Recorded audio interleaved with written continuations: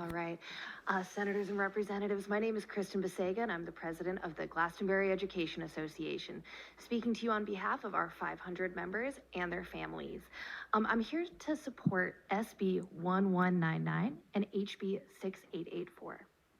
Now, we've been talking about the teacher shortage all night, but one of the things you might not have heard about is what happens when a school has a severe teacher shortage. So my stepson goes to AI Prince Tech, and about every week or so we get this phone call. It's like, Prince Tech is going to be closing for a half day, because what they're doing is they're having all their remaining certified staff that did stay with the district go cover as substitute teachers. Then the kids are dismissed and the teachers stay to work their prep time. So there are kids in Connecticut right now that are losing out because of the teacher shortage. So I polled my members this spring and I asked them to identify what their top priorities are. And 3 of them are introduced in these 2 bills. Number 1, if we want people to be joining the teaching profession, we have to pay new teachers accordingly, which the minimum salary would help fix.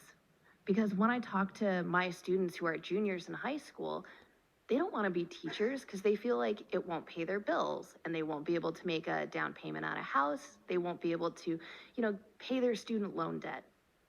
So we need to show them that teaching is a viable financial option. Item number 2 is supporting teachers as they go through teacher ed programs and as new teachers. And both bills do these things. There's the elimination of EdTPA, there's providing mentorships and scholarships, but SB 1199 also suggests that there could be paid student teaching.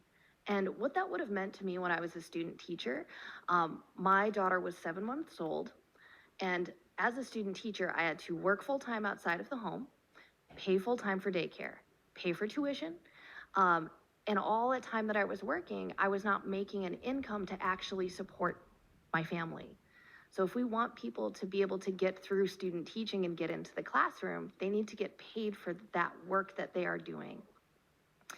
And item number 3, if we want teachers to be the backbone of society in our schools, we have to recognize the work that our existing teachers that stayed with this profession through the last 10 years of tumult, but specifically through the pandemic, show them that they are appreciated.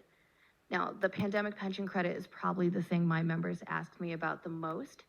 You've heard Kate Diaz's testimony about this matter. I would like to also respectfully remind that retiring educators that retire before 2026 were left off of this pandemic pension credit, but all teachers who worked through the pandemic, including full-time, part-time, whether they're retiring right now or in 20 years, deserve to be recognized for their contributions that allowed Connecticut to get back to work quickly. Thank you, Kristen.